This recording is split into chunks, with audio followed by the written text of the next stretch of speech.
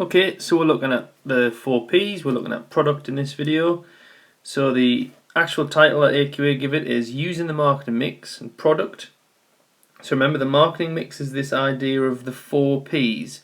So yes, I'm going to look at them individually. You're going to look at price, place, product and promotion. But AQA definitely want us to look at the fact that we integrate those things together. We join those things together to create a marketing mix. We don't just look at the things individually. A business wouldn't just look at its product, it wouldn't just look at its prices, so that we can't do the same. So yes, I teach you it individually, but we need to think of the fact that they all work together. Keywords, so put them in your definitions book. So a product is the good or service provided by a business, so it's not just physical goods. It can be things like holidays, it can be things like haircuts. Product design is deciding on the makeup of a product so that it works well, looks good, and can be produced economically. Product development is when a firm creates a new or improved service for release into an existing market. Unique selling point or unique selling proposition. This is a feature of a product or service that allows it to be different from other products. A product portfolio is the range of products or the range of brands that are provided by a business. So related to that, what's product portfolio analysis? Well, it's the study of the range of products with a view to deciding whether new products should be added to the portfolio and whether any existing products should no longer be provided. And the product life cycle, the stages that the product passes through during its lifetime. These are development, introduction, growth, maturity, and decline. Finally, extension strategies. These are methods used to lengthen the life cycle of a product by preventing or delaying it from reaching the decline stage of the product life cycle. Okay, so let's look at what makes a successful product. So the main elements of a successful product are the features and the design of the product, and also new product development. So let's look at those individually. So product design then. The product must appeal to the customer. So the characteristics of a good product will vary according to who the customers are and also the product itself. So we might want to link that to segmentation, for instance. What customers want depends on what segment they fall into. The key influences on something like the car industry, though, or a car purchase, could give us an idea. So I'll focus on the car, on purchasing a new car here in terms of product design. So, reliability. Manufacturers such as Volkswagen have a reputation for reliability that appeals to car buyers, so they would design their product based on that, making sure that it's always reliable.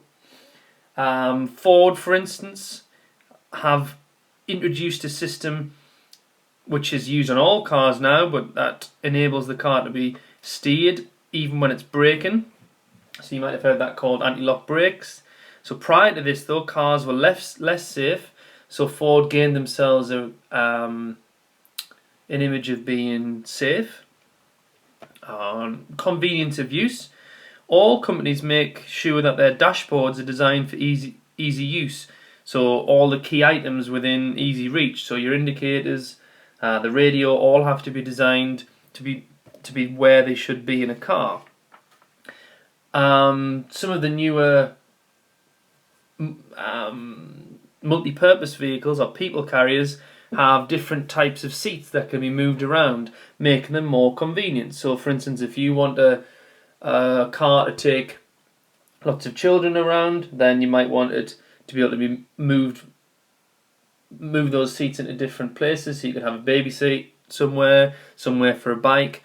Or if it's a sports car, you don't need that, so it's only necessary to have two seats. Fashion. If you've seen adverts recently for the Fiat 500, it releases new colours every autumn and every summer. And it doesn't call them colour, well, it calls them colours, but it says that they are part of the new range of colours because it's trying to make them look like, sorry, not a new range, a new season of colours, because it's trying to liken them to the way that we buy clothes. So we get rid of clothes in summer, we get rid of different clothes in winter. So it's trying to make a car fashionable in the same way that clothes are fashionable. Aesthetic qualities. Aesthetic means the way things look. So manufacturers like Ferraris or Lamborghinis spend a great deal of time and money perfecting stylish designs. Durability, how well things last. So companies like Volvo have a reputation for making long-lasting cars. This attracts purchasers looking for a vehicle that will last for many years. And also legal requirements as well. So in recent years, all manufacturers have been forced to redesign cars in order to improve exhaust emissions, for instance, or meet stricter safety requirements to become more energy efficient. So the business has to design a product that meets these things depending on how important they are to their individual customers. So depending on the segment, it might be that reliability is more important, it might be that fashion's more important, and durability. Or if it's a completely different segment, it could simply be fashion and aesthetic qualities. So you, as a business, would need to know what your segment wants, and you could design a product based around that. All of those are things that will satisfy the needs of the customer. But in addition, other elements of the product design are important to the business. So it's got to be financially viable. It's no use having a product that takes into account all of these things if it's then going to be too expensive for anyone to buy it. It has to make sure that it doesn't have a negative impact on the reputation of the business. So if for instance Ferrari made a car that was safe, it was reliable, it met legal requirements, but it was ugly, so it didn't meet aesthetic qualities, then it wouldn't be the right product for Ferrari. And also the business has to look at whether they can produce it without difficulty. So it's no use, again, designing a product that looks great, is convenient, but the business doesn't have the capacity or doesn't have the ability to make it. Okay, next, new product development.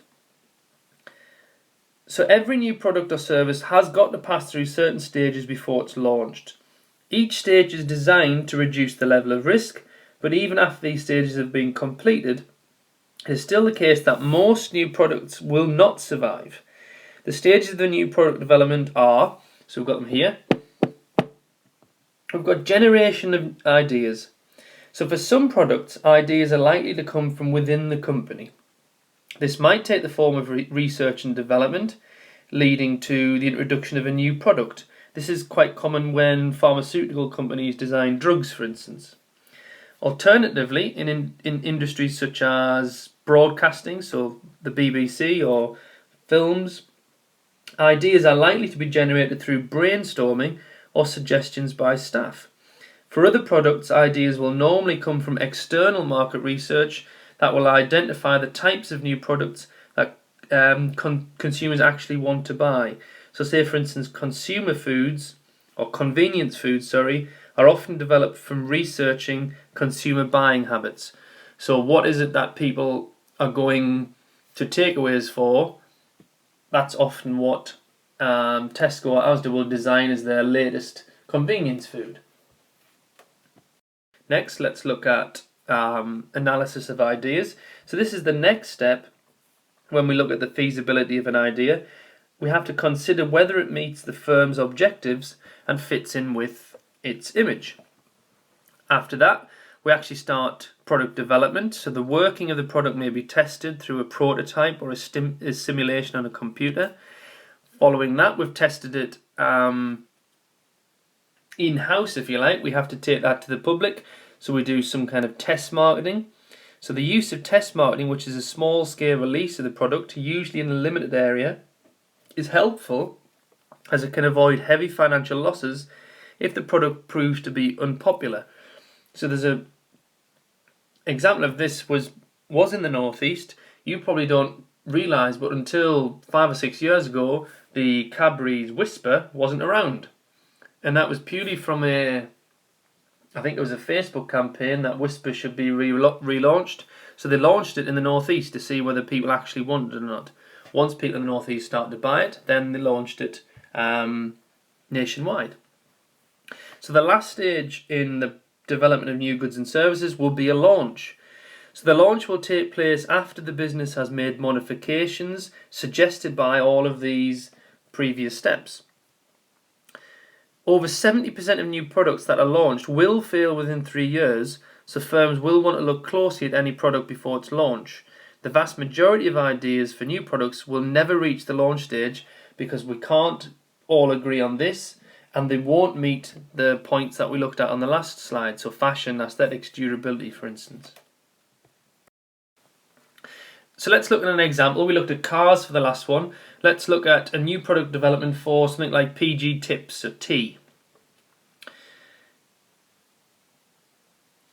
So not so long ago we saw that tea bags change shape. So they always used to be square, then they became round, and then we started getting these idea of pyramid tea bags. So let's look at how that might have been introduced. So generation of ideas. Unilever, who owned the brand PG Tips, wanted to increase the appeal of tea to younger consumers. The need for the ultimate tea bag design was identified as a key feature. So it wasn't that necessarily it was needed for existing customers, but they thought in order to appeal to younger buyers, they needed to almost make a tea bag look high-tech, so they thought they had to change the design of it. So the next step, as we've just seen, is the analysis of ideas. So consumer research was conducted, and the product and its packaging were modified as a result. This led to the setting of objectives. The aim of the new product was to achieve consumption levels of 35 million cups a day, with a higher percentage market share of consumers in their 20s.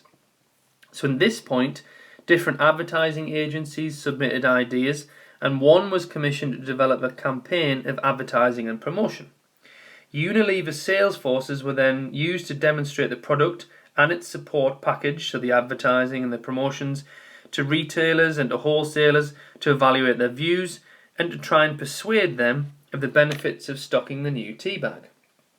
Next stage, as we've just seen, product development. So specialist machinery that would be needed to make the new style of tea bag will have been tested and the production line established. Working prototypes will have been made to support the visit of sales forces to retailers so they could actually show them being used. You could actually taste the tea. It was decided not to use test marketing. Instead, they had like a gradual launch which they learned from as they were going through, and they changed things as they were going through. So the actual product was launched region by region in a rolling program to make sure that the firm had the resources to support the new product and to minimise wastage of the old square bags, so they could still sell the square bags, get rid of them, whilst other regions in the UK were getting the pyramid bags. So because this was a really gradual launch, it did take 4 years to launch the new pyramid bag, during which constant research led to numerous changes. Market research is being continually used to identify consumer reactions and to see whether they need to change the product as it's going along. So what things will influence the development of new goods and services? Well, there's lots of different ones, so let's look. First of all, we'll group them all together under technology. So what technological factors would influence how a new good and service is developed? New technology can allow new products to be developed that are considered superior to existing products. So say for instance the success of the Dyson vacuum cleaner is based on the fact that the technology is superior to existing hoovers and vacuum cleaners, which previously dominated the market. So because the new technology came along, Dyson could develop a new product. Technology can lead to the development of totally new products that meet a consumer need that was previously unfilled. So say for instance mobile phones are an excellent example of that. We wanted to be able to use the phone outside the house, we couldn't, so when the new technology came along, new products were developed to do that. Improvements in technology can bring products into a wider market. So say for instance, as technology has improved, household items such as computers have moved away from like a niche business market into mass consumer markets. Production and process technology has advanced considerably, enabling organisations to produce goods and services that are both more advanced but also more cost effective.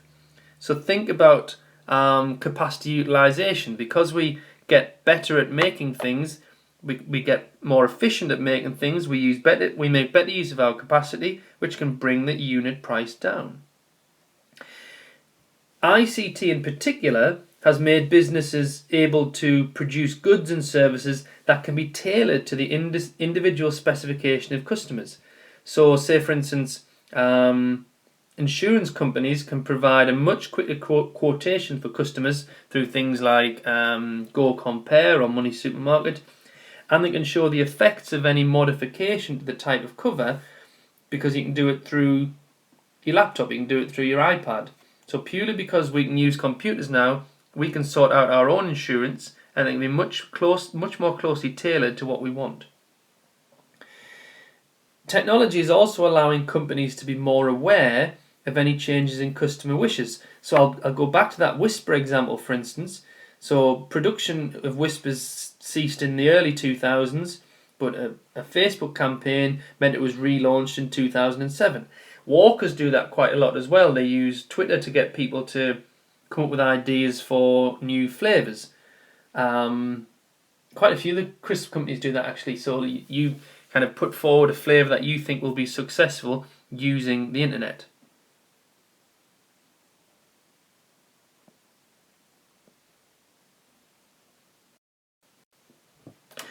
Okay, next one. I don't know what's happened there. But rather than technology, let's look at how competitors can impact the way that we develop new goods and services. So the introduction of a new product by a competitor may take away the business's market share. So in response, the business might try to introduce its own product. We call that a Me Too product, in order to match its competitor. New products from competitors can give businesses ideas for a new product, for their own new product. So for example, Samsung are in trouble in a lot of countries in the world because they have been accused of stealing the idea from Apple of using smartphones with apps, for instance. So once one company launches a product, it's often the case that another company will copy it. Changes in consumer tastes may be detected through the actions of a competitor. So you can tell that so say for instance the iPad mini was launched by Apple because they saw that a lot of people were buying smaller Samsung tablets. This may lead to an organisation then introducing new products or services that fulfil consumer wishes. So high street stores often produce new ranges of clothing, for instance, that they've seen working well for competitors. Okay, this time let's look at the entrepreneurial skills of owners and managers. How can that impact how we develop goods and services?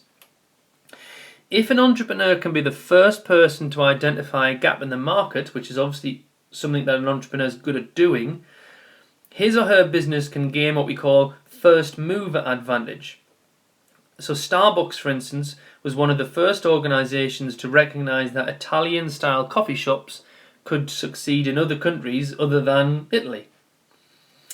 Many organisations try to encourage and reward managers who come up with innovative ideas. So businesses might use things like suggestion books or suggestion boxes or quality circles, or they might use consultation with staff in order to create a culture in which staff are encouraged to think creatively. So this approach means that new ideas, such as suggestions for new products or services, are likely to occur. Virgin's a great example of a business that does that.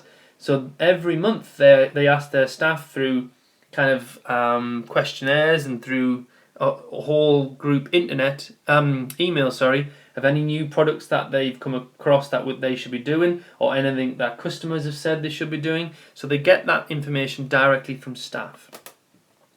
Some new products arise from research and development. Many organisations devote considerable resources, considerable amount of money to the investigation of new products, especially in industries such as pharmaceuticals or drugs, engineering and cars. So although results are not guaranteed, these organisations are more likely to develop new products as a result of their initiative than an organisation who does not devote resources to research and development. And what other factors are there then that will have an impact on the development of new goods and services? So market research. This can enable organisations to identify potential new products or services that can meet consumer needs. It might be ideas from another country. So many businesses observe the success of products or services in other countries. So karaoke, for instance, came from Japan, but is massively successful in the UK now. It might be down to personal experiences. So you've probably heard of Levi Roots. He introduced reggae sauce because it was based on a family recipe that he found to be fantastic. It had been developed by his mother and his grandmother, so he thought that could be developed into a successful product. It might be that you have a personal need, or you are a personal inventor, if you like. So a good example of that is the business called Bigger Feet. Now this was set up by, I think he was 15 at the time, by a lad who was 15 who quite simply had big feet. So he couldn't find shoes for his size 13, 14, whatever they were, big feet anyway. So he decided to set up his own business selling shoes for people with big feet. So because he had a personal need, because he had a bit of inventiveness in it, he designed his own product, or designed a service, And finally, environmental awareness. So this is a leading factor to a number of new businesses, and it means that a lot of businesses are also developing or adapting their existing ranges. So say, for instance, in an attempt to reduce landfill and to save energy and to appear more environmentally friendly, Waitrose has started selling milk in plastic bags. You can use these with the plastic jugs that they give you in order to pour it, for instance. So that hopefully cuts down on waste. In Wales, researching and developing new varieties of grass that will cut the emissions that cows make, if you know what I mean, when they eat it.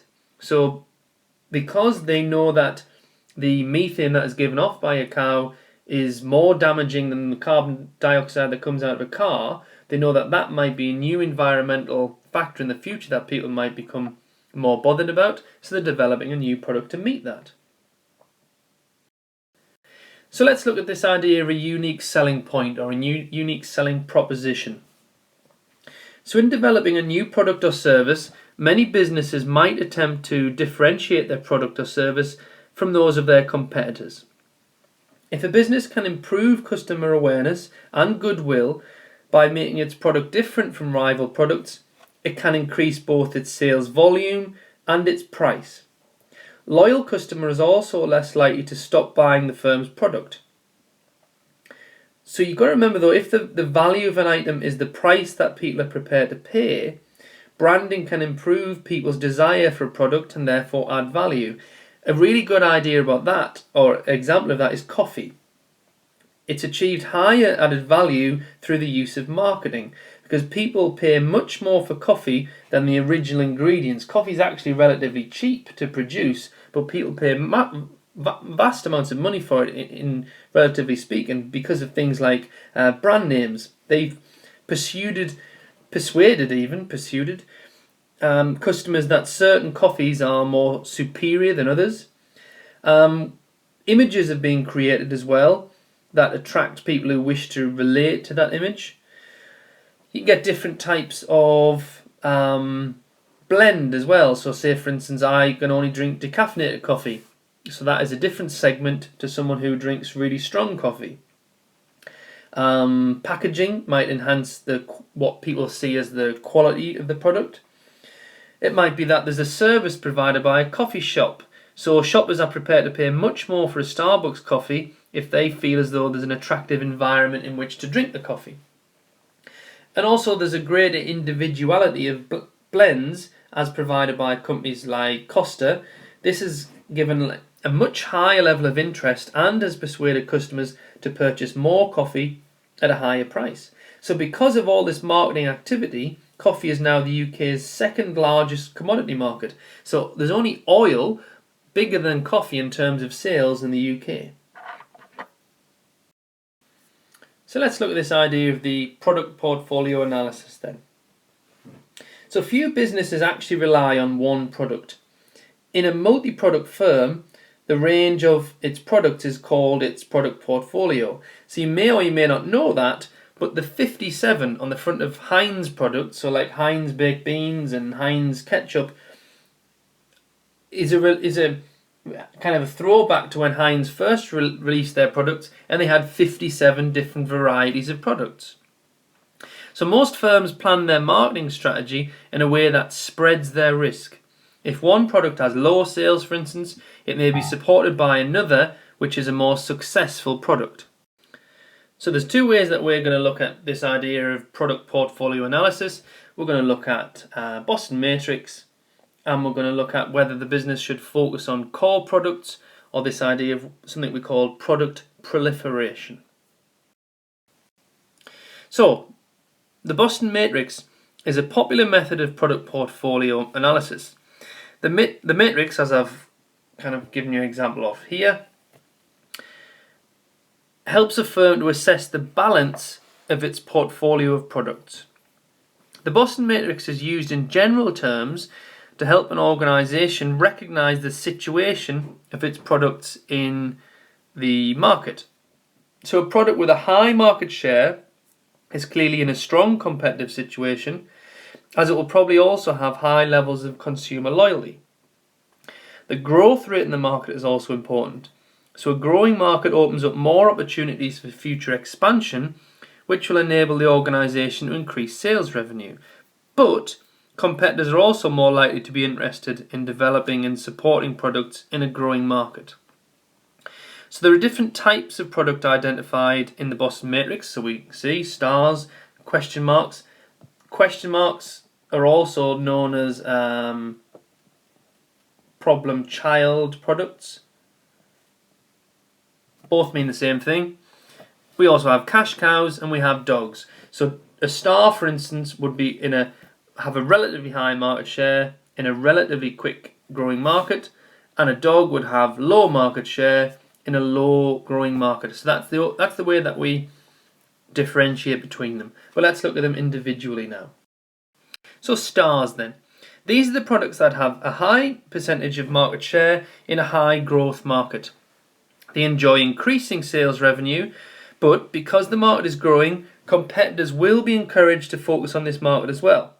So as a result, stars do need a great deal of promotional spending and may involve the business having capital expenditure, so to increase capacity, for instance, building factories, buying machinery. Therefore, in the short term, they may cause outflows of cash to exceed inflows, so negative cash flow. However, they will usually generate profits that can be used to support other products. So we might use the profit from a star to support a question mark, for instance. A cash cow are products with high percentage market share in a low growth market. So cash cows often exist in established markets that have reached maturity. That word mature is important when we come on to the idea of the product life cycle. You'll start to see a link between the two. The low rate of growth discourages new businesses entering the market, so it is possible to spend less on advertising now. The name arises from the fact that companies tend to milk the cash from a cash cow in order to support other products. So a high proportion of cash cows is ideal for companies seeking higher profits, but firms with cash cows will want to develop new products in order to enter high growth markets. So say for instance, the egg credit card, for instance, was designed by Prudential, who offer insurance. They saw that the credit card market would grow faster than the insurance market, so it introduced a new product. So they already had a cash cow in terms of their insurance, and they used the money from a cash cow to introduce a new product into a relatively high growth market. So they milked the cash cow to help somewhere else. So we use cash cows to help the other products, if you like. So next we have problem children or question marks. Remember, those terms are interchangeable, just to confuse you a little. The term applies to goods or services with a low percentage market share, but in a market that has the potential for high growth. The name is also given because they pose difficult problems and difficult questions for a firm. So by definition, problem children are competing in a competitive market, but as the market is growing, there is scope for future sales increases even if the product does not increase its market share. So many new products will be problem children when first released, so it is inevitable that a firm will possess some of these products. They tend to need a large amount of market research and promotion in order to succeed, so it can be that they have relatively negative cash flow. If successful, however, they may become stars or cash cows. So yes, they're quite risky because they might have negative cash flow, but they might become a star or they might become a cash cow in the future. So as a business, we have to think, is it worth the risk to have these question marks? And finally, we have the poor little dogs. These are goods with low percentage market share in a low growth market. So businesses need to think carefully about retaining such products as they offer little scope for profit making. So say for instance in a recession when people have less money, these products are likely to be withdrawn if they become unprofitable. But dogs should not be written off too lightly. So say for instance Cadbury's whole nut, you could say it's a dog because it only has a 1% market share, for instance, in a very low growth market, but that 1% is still worth 40, 50, 60 million pounds a year. So just because something's a dog doesn't mean we automatically have to get rid of it. So let's have some final thoughts on the Boston Matrix. So on balance, a business would like to have a portfolio of cash cows and stars. However, before drawing firm conclusions about the Boston Matrix, we have to remember that these are not the only things that should be thought about. So a business also needs to think about these 5 things here. So it can't just think, have we got a cash cow? Have we got a star? Yes, we're happy then. We've got to think about what does the meaning of the word high and low actually mean. So say for instance, in a market such as vegetables, most businesses operate on a very small scale, and a 10% market share will be considered high. But for mobile phones, 10% market share will be very low because there's only really 4 firms in mobile phones. So ultimately, the number and size of competitors will have a large impact on the success of a product. So before we decide whether we've got a high or a low market share, we have to think how many competitors we've got. If there's only 2 competitors and you've got 10% market share, that's extremely low. If there's 1,000 competitors and you've got 10%, that could be classed as being relatively high. We also have to think about what we mean by high and low in terms of market growth as well. So the whole economy in the UK probably grows by 2, 3, 4% a year. So high growth market share may not be much greater than low growth market share, if that makes sense. So it's unlikely that high growth will be sustained for a long period of time because markets become saturated. In effect, the anticipated future market share is likely to be just as relevant as the growth of the market share. So is it likely to become a bigger market or smaller market rather than how quickly is it growing? We also need to think about the size of the market.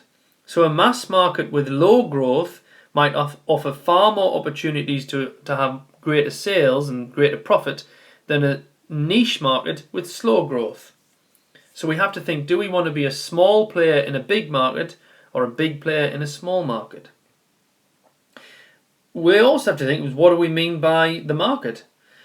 So Cadbury's, for instance, bought Green and Black so it could enter a niche market for fair trade chocolate. But does Green and Black's have a large market share of this niche market, making it a star, or does it have a small market share of the overall chocolate market, which might make it a dog? So we've got to be careful of which market is our product actually in. We have to think about how profitable is the product.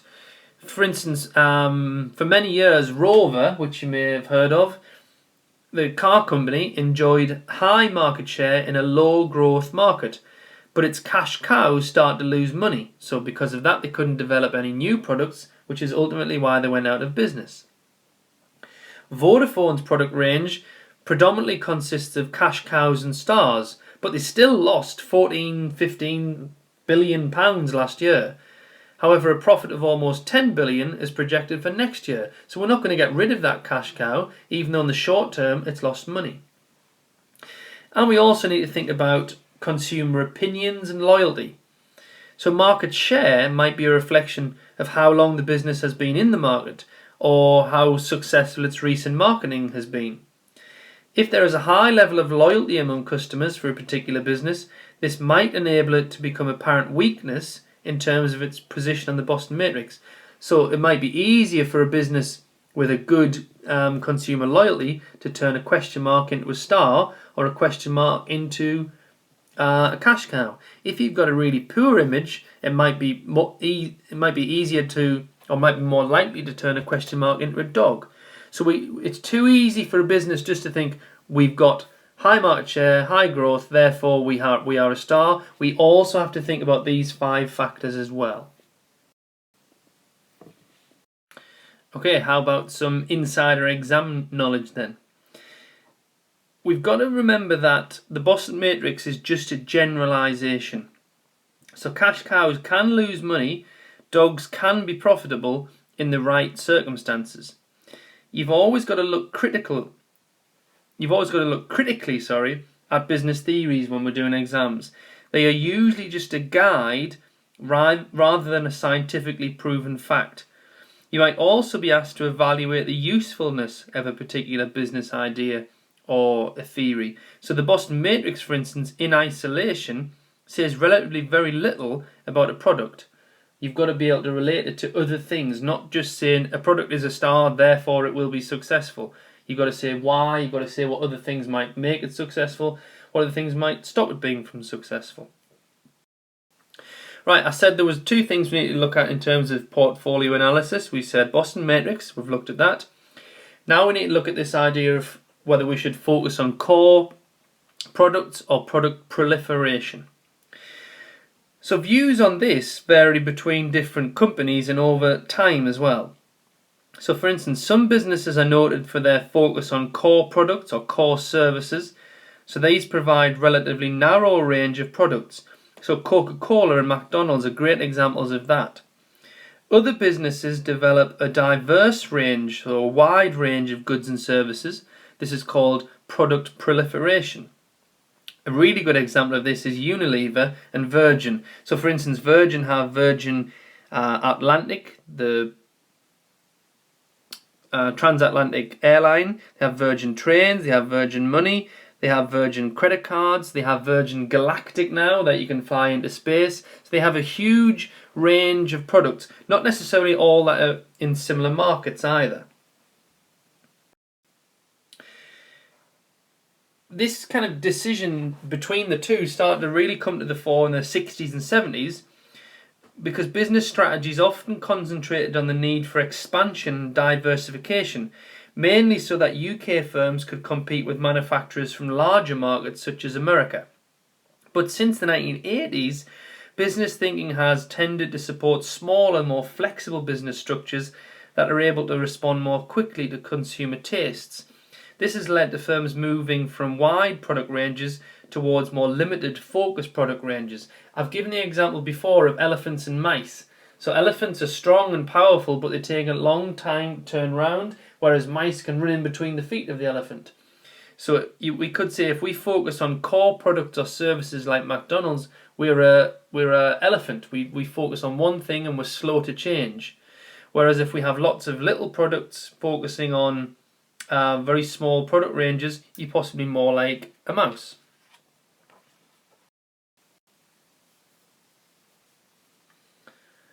If we were to focus on our core business then, the idea of being like McDonald's, there are a number of benefits.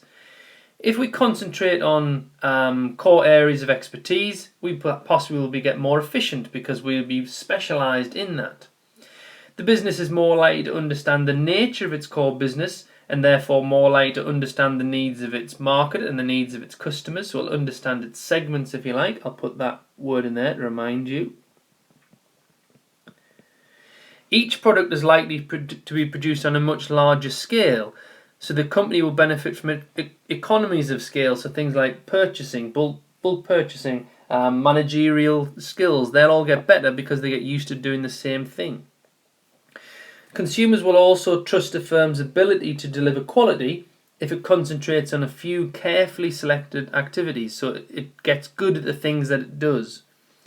And also directors will be more capable of controlling an organisation with a narrow focus rather than one that does many different things, because the directors won't have to learn what the business does. They only really do one or two different things. But there are also benefits to product proliferation. So increasing the number of products will spread the risk of failure and may help to secure the firm's future. We call this risk-bearing economies of scale. So if you can spread the risk of different products over different types of products, it means that as we get bigger, we reduce the risk of failing because one of our products fail. So product proliferation means we have more products, which means we can spread the risk of failure between those products. Different products or variations of products can appeal to different market segments. So this approach will allow a firm to potentially increase sales. Market saturation may mean that a firm can grow only if it diversifies into different areas of activity. There may be greater scope for expansion in other product areas. So McDonald's only really go for fast food. They don't do takeaway, for instance. What happens if that market is growing? McDonald's can't really go for it because they're stuck at doing fast food in restaurants. And also consumer taste may be changing and spreading. So say for instance mobile phone companies will need to produce a wider range of phones to meet the needs of all today's different, there's that word again, segments. So basically product proliferation can aim at lots of different segments, whereas focusing on your core product might only appeal to a few different segments. The state of the economy will influence the choice between core business products and product proliferation. So in times of boom, when the country and people have lots of money, businesses are anxious to attract as many customers as possible and therefore might broaden their product range. They might start to go for a product proliferation approach. In times of recession though, when people in the country has less money, businesses might seek to cut costs. So a reduction in the number of products can be a cost-effective way of achieving this, especially as one product might be cannibalizing or taking sales away from another one of the firm's own products. The car company Mercedes is very famous for this. They have so many different models of car. Sometimes, rather than taking sales from BMW or Audi, by someone buying one Mercedes, they're actually just taking sales from another Mercedes because that's what the alternative would have been. So just to sum that up then, if you're focusing on the core, you have a narrow range of products, which means that the risk is spread between those, but it might mean that you have better abled staff, you have economies of scale, and it also means that you won't be cannibalizing or taking away sales from your own products. Examples are McDonald's. If you go for a product proliferation approach, it means you have a wide range of products such as Virgin, which means we have risk-bearing economies of scale, but it means that we could be taking sales away from our own products. That can be affected by whether we're in a boom or whether we're in a recession. In a boom, people have lots of money to spend, so we're trying to get as many of those as possible, so we might focus on this one. In recession, we might want to cut costs, so we might focus on this one. It's not always going to be the same. Businesses might move between them to make sure that they have the right type of approach to products based on the situation at the time. Right then, we've done Boston Matrix. The second part of this is now the product life cycle. We'll keep coming back to the shape of this graph, but basically, very simply, we have to develop a product before it is released. That means that cash flow is negative during that because we're not making any sales. We introduce the product. Once it's introduced, sales are relatively slow, but people start to hear about it. As soon as that reaches critical mass, people start talking about it. Sales start to go up quite rapidly. They then steady off because people have bought it, they've heard about it, they're not necessarily going to keep buying more and more of it, so sales might start to decline. We have to remember the shape of that graph. It might be that this takes a year. If this was a new computer game, so if this was FIFA coming out, it would be introduce, grow, reach maturity and decline within a year. It might be something like Kellogg's Cornflakes or Coca-Cola, where they haven't even reached this stage yet and they've been going 60, 70 years. So yes, we have to remember this shape, but it doesn't take place over a specific period of time. It might take place over weeks or months, or it might take place over decades. So let's look at the individual stages then. So in the development stage then, so before the product is launched to the customer. During this stage, an organisation will undertake various activities to prepare for the launch of its product. So these activities we talked about before, with this idea of generating ideas, analysing those ideas, product development, test launch and launching. So as you saw in the previous diagram, there can be no sales during this development stage, which means that cash flow is negative. Cash is required to fund the research for this product, and if the product is going to be launched, there will be a high period of outflows of cash to purchase equipment, to employ staff, to conduct research, and to finance adverts for the launch. So we might have to link this, for instance, to a cash cow. If we've got cash cows, they might pay or they might make up for the negative cash flow. The introduction stage. So this stage starts with the launch and continues during the period in which the product is new to the market. Usually, sales pick up slowly at first, as shops are not always keen to stock a new, unknown product, and customers are reluctant to change from their existing brands. Intensive, so really focused introduction marketing and special offers can lead to increased sales volume as customer awareness grows. However, cash flow continues to be negative during the introduction stage because of high marketing costs and low production levels, which means that the average unit cost is rather high. Furthermore, sales revenue might also be low if low prices are used to encourage sales. So that's called penetration pricing, something that you look at in one of the other P's.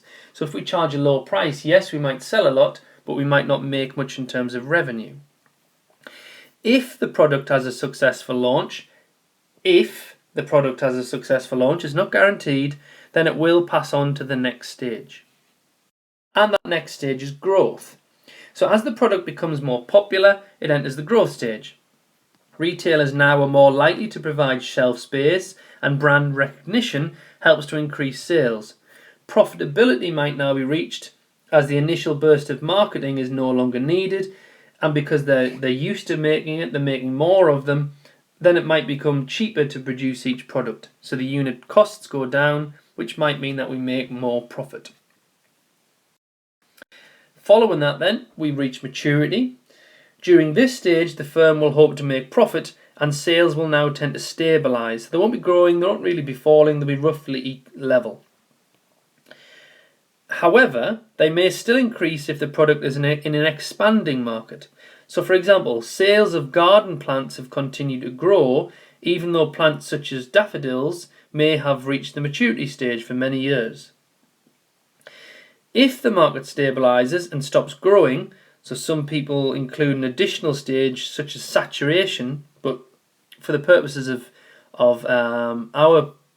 what we need to know, saturation takes place during maturity. If you think saturation, If you're mopping up a spill in the kitchen and you use kitchen roll, if the kitchen roll becomes saturated, it can't pick up anymore. So saturation suggests that you're making as many sales as you can. It's not really going to grow. During this stage, then, new competitors are unlikely to be attracted to the market because there aren't many new sales to be made. So this may mean that a company does not need to spend that much on marketing, and because unit costs are relatively low, because of that, and because we've got economies of scale, we're getting better at making the product more cheaply, then this is when there can be high profits to be made. Eventually, though, sales of the product will fall. Some products, like I said, like cornflakes, have existed for centuries, well, not centuries, but decades. But at some point, we can assume that they will start to decline. But in more dynamic markets, so quicker changing markets, so like I said, computer games or music, product life cycles can be actually measured in weeks. So once the product is in decline, the firm may decide to remove it from its range to prevent financial losses. So that's in its essential form, that's what the product life cycle is. But how do we actually use it? So in theory, a business should aim to have as many products as possible in maturity, because this is where we get our most profit from. But to achieve this in the long run, a firm needs to have a policy of new product development so that its products in the introduction and growth stages will eventually become mature products. So again, that's how we can link this back to the Boston Matrix. It might be that in introduction stage we might link to a problem child or a question mark, and they will hopefully become cash cows. So firms attempt to have a balance of products under development and in the maturity stage, which the mature products are going to use their profits to finance those in the introduction and growth stages. The exact strategies, the things that the business does in terms to get this, depends on where we are in the cycle. So the business will do different things to an introduction product than it will do with a decline product. So let's have a look at those. So what will a business do in the introduction stage? So here, pricing is a key element. So very low prices are an excellent way to persuade customers to try a product for the first time. But it is usually advisable to make it clear that the low price is being set for a limited period, as all of the goodwill from customers could be lost if there's a sudden price rise later on. For more exclusive products, a high price may be set to show that the product is superior to its rivals. It's very often that we associate quality with price. Whenever a pricing strategy is employed, promotion and advertising are also needed to help customers recognize the product and to increase their awareness of it. The business also needs to put considerable effort into encouraging retailers to provide shelf space for its product, because without this, its other strategies are doomed to fail. It doesn't matter what else we're doing if there's no way actually selling our product. So during the growth stage now, the business will adapt its strategies according to its market research. So we might choose to modify the product. We might choose to target new market segments through different promotion. We might choose to widen distribution to more places or to different types of places. And now we might choose to change price. The price that we change it to will depend very much on what we started off. So penetration pricing means that we start low, so we'd probably have to put the price up. Price skimming would start high, so we might choose to put the price down. Okay, during the maturity stage, the firm will wish to keep its product here as long as possible. We can do that using these things called extension strategies. So as I say, we'll look at those in the moment. But promotion is increased in terms of putting different offers on, so things like bog offs or buy two get one free. So we use different types of promotion, but we actually spend less on advertising because people actually know the product. We just have to get them to try and buy that product. So again, we might look at the different pricing methods. And in terms of product, we might consider changing the packaging or slightly changing the product just to keep our product fresh in consumers' minds so they continue to buy it even though it's in the maturity stage. So let's look at those extension strategies. So these are the methods, if you remember from the definition at the beginning, that a business uses to lengthen the maturity stage or to avoid them going into decline. So it might be that we try to attract new market segments.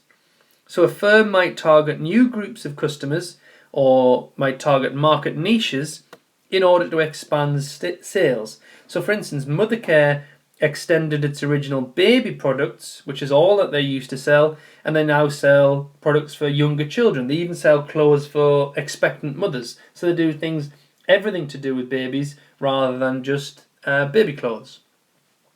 It could be that we try to increase usage amongst existing customers.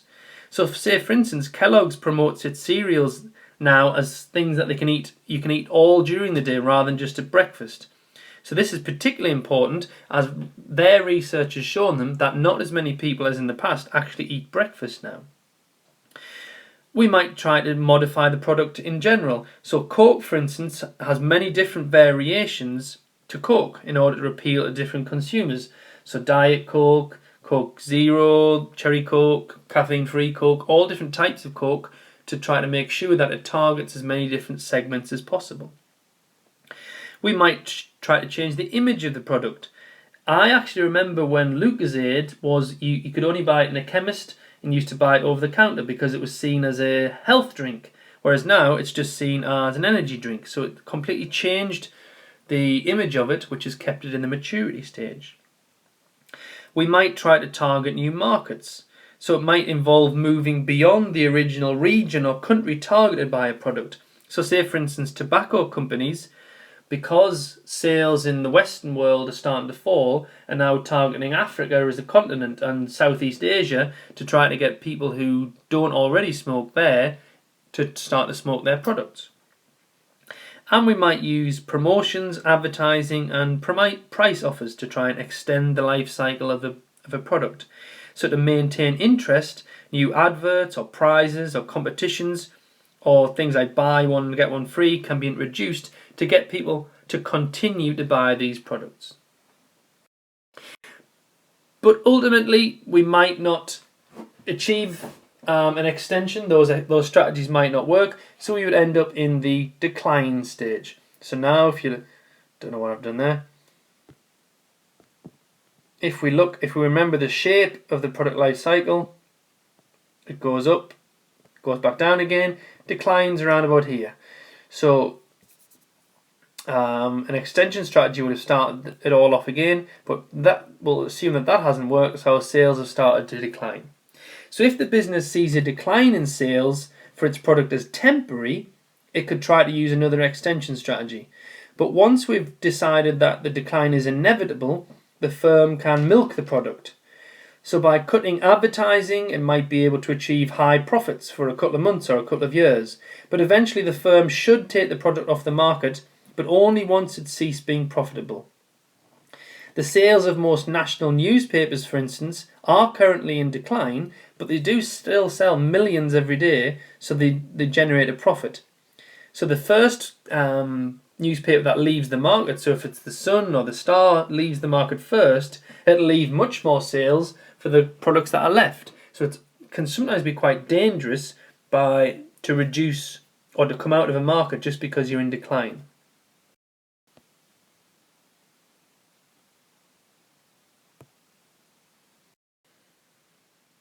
So what problems do we have with this product life cycle? So we know that that's the general shape. We know that it's introduced, grows, matures, and then starts to decline. But we don't actually know how long that's going to take. So as I say, it might take a year, it might take 100 years. So because of that, it's of limited use in strategic planning, so long-term planning, because the exact lifespan can never be known. In industries that have experienced relatively few changes, the life cycle can be easy to predict, but it is more useful in explaining what's happened in the past rather than in the future. I don't know about you, but those of you who drive, I certainly tend to look through the windscreen rather than through the rearview mirror when I'm driving, because I tend to want to not crash into things that are in front of me rather than see things that are behind me. So it's like saying that my windscreen is more useful than my rearview mirror. My rearview mirror has its uses, but I wouldn't want to use it to predict what's going to happen in the future.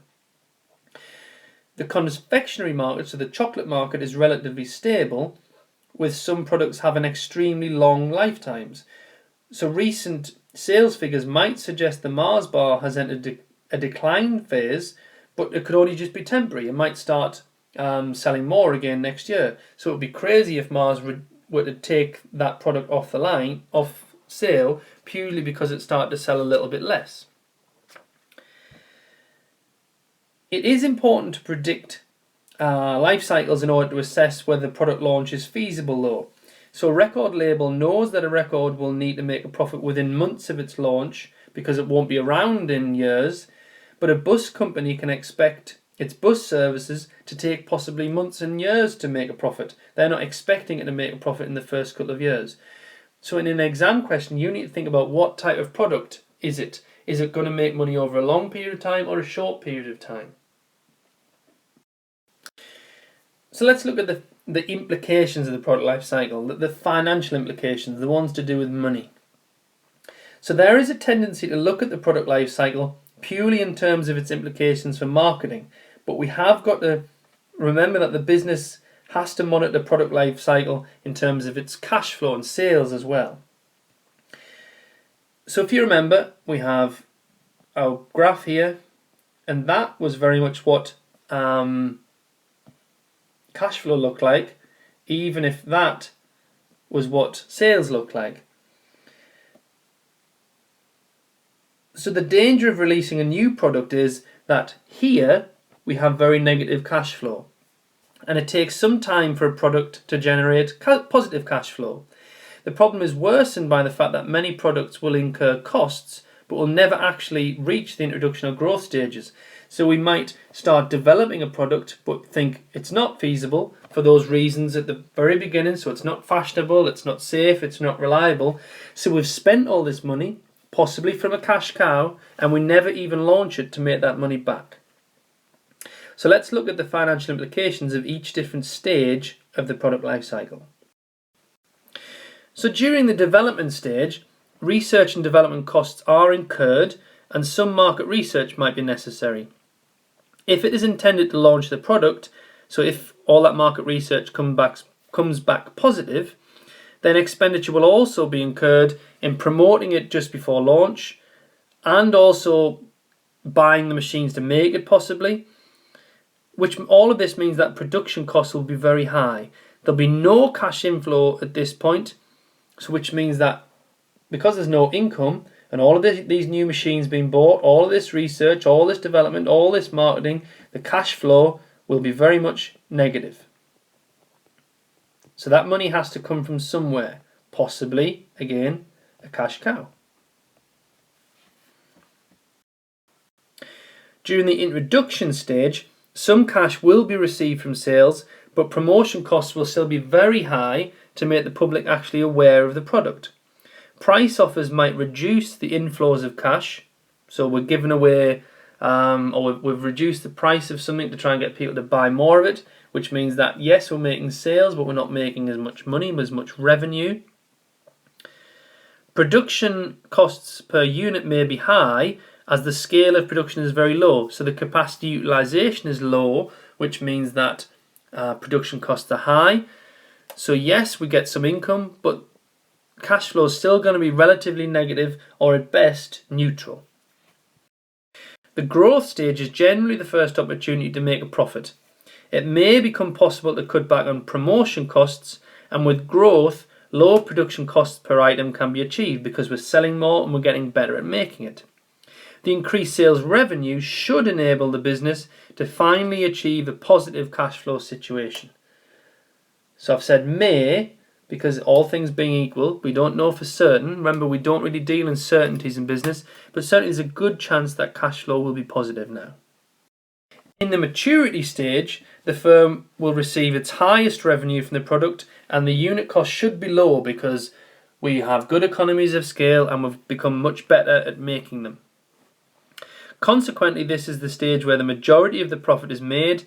So as I keep saying, most cash cows tend to be in the maturity stage of the product life cycle, and they can be used to support other products in other stages. And finally, in the early stages of decline, so when we first start to realise that this is inevitable, a firm may save money by cutting back on advertising. However, if sales volumes fall below a certain level, cash flow might become negative again, particularly because declining products may need price cuts to encourage customers to buy them. A business may be able to anticipate these problems and withdraw the product before this situation arises. So what have we learned then? We've learned that how the business decides on how to launch a product, the things that it will take into account, so all those things about fashion and reliability and quality. And then we've decided whether the business should do it at all. So has the business got too many dogs? Has the business got too many too many problem children? In which case we need to think about what type of product we're launching. And then we've thought about how a product will live during its lifetime, whether it's going to make positive cash flow or negative cash flow. So remember, we will very rarely look at just product in an exam question. It will usually be the marketing mix, which is product, place, price and promotion, and how those all work together. But you certainly know now how a firm decides on its products and how it will use its product to become more successful. But please remember that the most important thing is that we will use them all together, not just as a one-off.